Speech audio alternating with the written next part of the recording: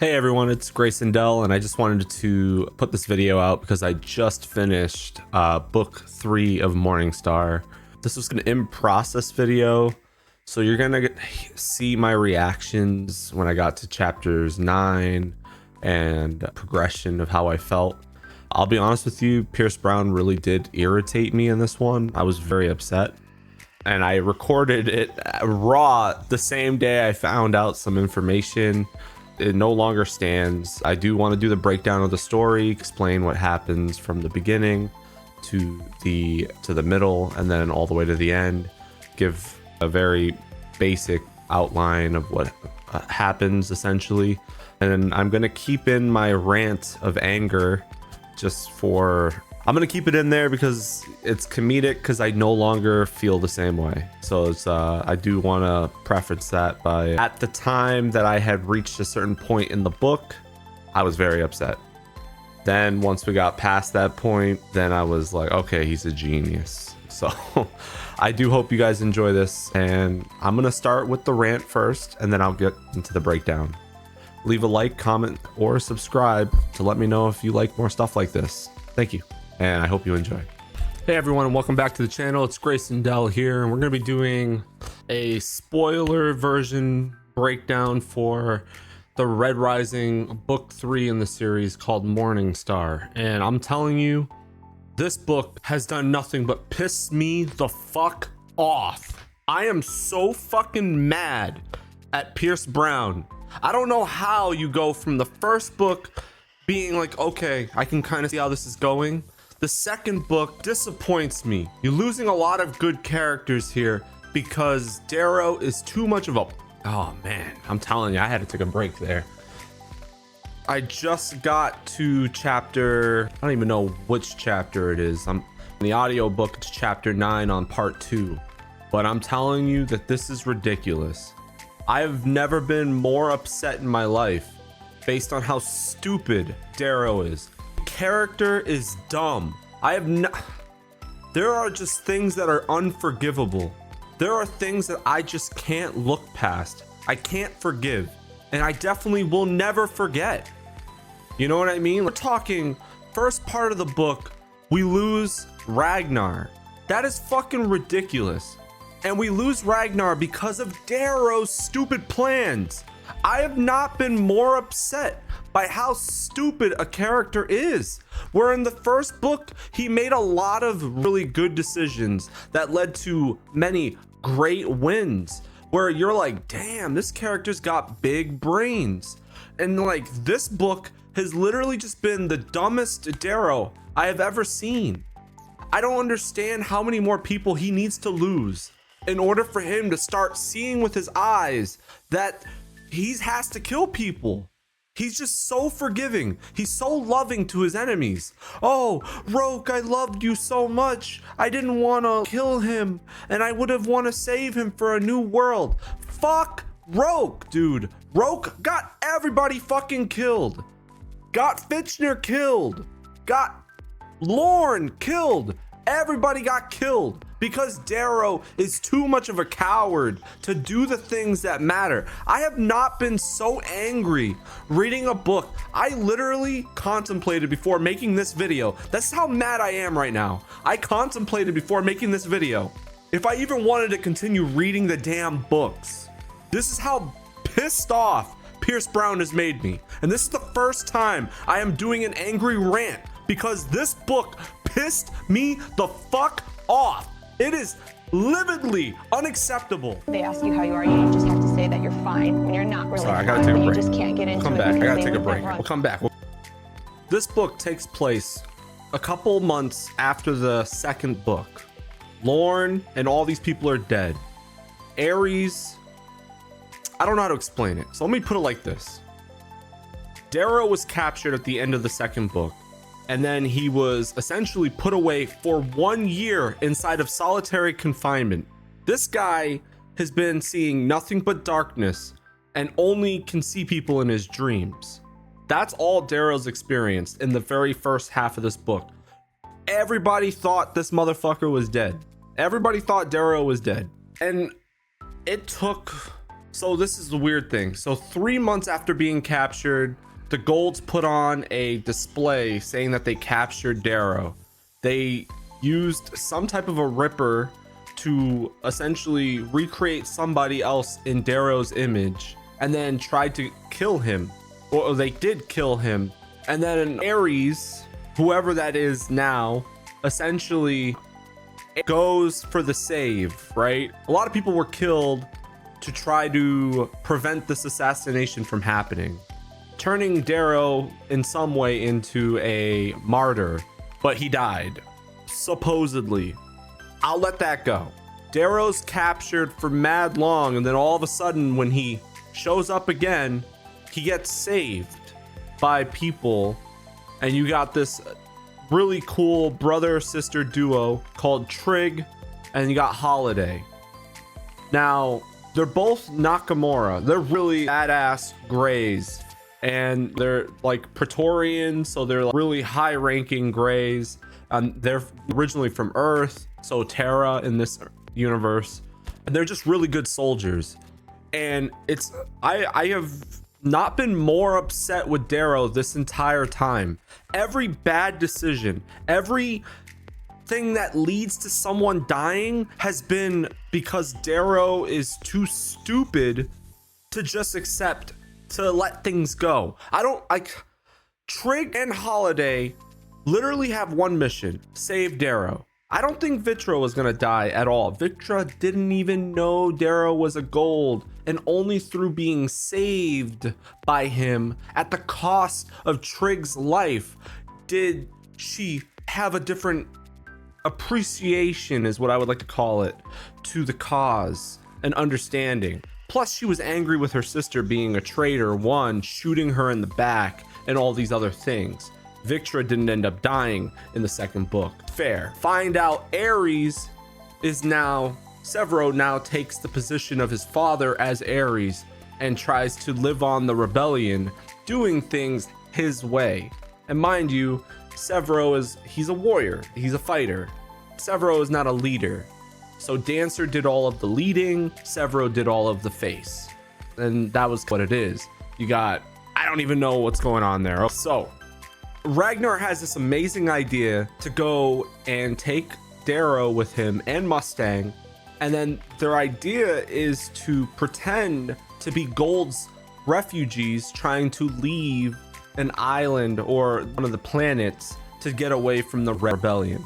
Fair point. I like the idea. It's Ragnar, Mustang, Darrow. This is, mind you, Ragnar's idea to try and reunite the Obsidians, which are all Vikings, cavemen, Ragnar's community, and wants to go there to try to free his people and show them that their Golds are not gods, that Golds are people. I like the idea. It's a good idea. I'm with it. Everything's going good. Their ship gets ambushed or flanked. Don't know why, don't know who. All of a sudden, they crash on the Obsidian planet. It's ice, it's cold, it's freezing. I get it, fine. They crash, and then Ragnar manages to shoot a rocket from the back of the ship back at the people that were shooting him, making the other ship crash too. They're about to drown in this water with these leeches under the water or whatever, and Ragnar is trying to do some stuff to save them. Ragnar starts drowning. Darrow and Mustang are trying to get out. Yada, all this bullshit, right?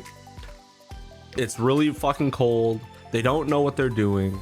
So it's one of those things where they're walking for a little bit. Holiday's with them. It's cold as fuck. And then they went to go see, because they didn't have any supplies to keep them warm or protected. And because of the way things went down, they lost all the supplies they had in the back of the ship anyway. Ragnar is the prize. Ragnar is the reason that they even did this, because Ragnar can convince his people to follow him, to break free of this Gold command. I understand why they needed Ragnar here. Darrow makes the dumbest fucking idea. Oh, Cassius and Arja are here. Let's ambush them. And if we ambush them, they are going to collapse and we can take them off the board right now. Just defeat them from the board and take them off. Ragnar, being the warrior he is and a trusting friend to Darrow, says, "This sounds like a great idea." And boy, was it not a great idea. Ragnar fights Arja all by himself. Ragnar gets killed. We get introduced to a new character, Sephi, Ragnar's sister. She is silent. She is literally a Valkyrie who has taken the oath of silence for gods. Fine, I'm with it. That's fine. Essentially what ends up happening is Ragnar ends up dying from the stupid coup that Darrow and Ragnar and Mustang were all trying to do. Cassian gets shot in the neck, but just missed the jugular. And this is the part that fucked me up the most. They did not kill him. No, they saved him and left him to be a prisoner, but then saved him again. Severo literally gets married to Victra, so there's the whole second part of this. So they end up getting Sephi, Ragnar's sister.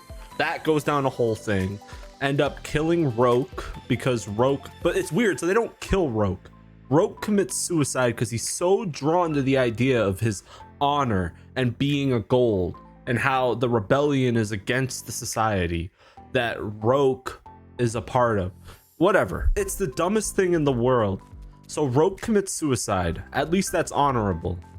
But somehow, somewhere, Severo, Victra, and Darrow, and Mustang all decide, let's try to be a little bit more merciful or nice. And we're gonna set Cassius free just to release him. And he shoots Severo in the shoulder and then in the chest 6 times and ends up escaping right at the end of this book. After Severo has literally just got married to Victra because he listened to Darrow's advice about letting Cassius free. And this is the worst part. Darrow decides, don't tell anybody. Let's keep it real covert. Fucking stupid. It's the stupidest thing I have ever seen in my life. I lost so much respect for the character because of how he got Severo killed. That is, I don't know how to explain it more than that. His plan has gotten Ragnar killed. His plan has gotten Severo killed. And not only that, his uncle Nero ends up getting killed too. Because his uncle Nero was supposed to disrupt the radio frequencies or whatever. I don't understand. The second book killed good characters, and now this third book is just killing more really good characters. I don't respect Darrow. I don't think that he has the chops to be a good leader. He is getting people killed, and it is just ruining the story. That's so far what I got. Him, Mustang, and Severo's dead body, or Ares, if you want to go down that route, are literally being transported right now to the Sovereign. Cassius and Victra's sister are literally, I just don't fucking get it. I don't get it. I don't like it. I don't understand, and it's pissing me off. This is by far the most upsetting turn in the story. I have lost respect for the main character. I don't think I have the ability to continue reading this book. So that was my rant and breakdown of what happened from right when I got very upset. So I do want to preface this by saying that I have now completed the entire book and the twist was amazing. So that's the rant. I apologize for the rant. I know it was very negative. I do my best to break down the story, explain a lot of the narrative stuff that happens. It was all a ruse. It was all a jest. Cassius was working with Severo and Mustang and Darrow, and they ended up getting the Jackal, they got the Sovereign, they got Arja. They pretty much got all of the key players into a room together. Find out that Severo was wearing squibs, essentially fake exploding packs like what's being shown right here. And it was meant to deceive and make it seem like Severo had really died. He gets shot with an adrenaline needle because he was put to sleep, and I think they slowed his heart down so much that it's a near comatose or near death experience. And they did a really good job of not letting Darrow not getting too close to Severo's body. And everybody was happy that Severo was caught because Severo is Ares. So it's one of those situations where it's like, all right, now we can quell the rebellion. So we're going to use Severo's body demonstration. Unfortunately, to prove his allegiance, to honor and all of that good stuff, Cassius ended up cutting off Darrow's good hand, his right hand. Darrow is essentially one-handed, and it's some pretty crazy stuff that occurs. Darrow ends up essentially fighting Sovereign and taking a sword and stabbing her into the stomach. Cassius frees Mustang and Darrow, and they have this gigantic fight with Arja as the Sovereign is slowly dying out. It's a really sad twist. Darrow ends up getting the adrenaline needle. If you remember from the beginning of the book, it is Holiday's mother's kiss is what they called it, essentially. And essentially it was so powerful that Severo woke up and he ended up shitting himself, which is pretty funny, to be honest with you. I love the twist. I was not expecting Severo to come back. And the Sovereign slowly dies. Arja finally gets defeated, not by one singular person's prowess, but by everybody working together. So Mustang, Cassius, Darrow, and Severo all work together to defeat Arja. And it's the first time I think Darrow and Cassius could look at each other as brothers since Julian's death, and when Cassius had found out that Darrow ended up killing his brother. Cassius gives Darrow back the Ring of Mars, which was rightfully supposed to be Julian's ring had Darrow not survived. And Darrow refuses the ring and says, keep it for Julian. So as a memento to remember Julian by. And it was very heartfelt. At the very end of the book, Mustang and Darrow are by the beach, and it's a very heartfelt moment. It's very sweet. And we find out that Darrow has been a father since his capture. Mustang secretly went away for a few months, believing that Darrow was dead, and she gave birth to a baby. And now I'm curious to see how the book continues, and I did end up finishing the book. So I guess this is a good lesson to never judge a book by what you see immediately. Wait until you're at the very end of the book. So it was very nice to see Severo was still alive with Victra, and Darrow finally gets to be the father that he always wanted to be. It almost felt like it was the conclusion to the Red Rising series, but there's still 3 more books to go. So I'm kind of curious to see what book 4 is about. If maybe it continues not from Darrow's story, but primarily from his, I don't know if it's his daughter or his son. I forget whether it was the son or the daughter. It's been a few days since my initial rant on this video. I just wanted to get it out. And I wanted to thank you so much for taking some time to watch this, and I hope you guys enjoyed it.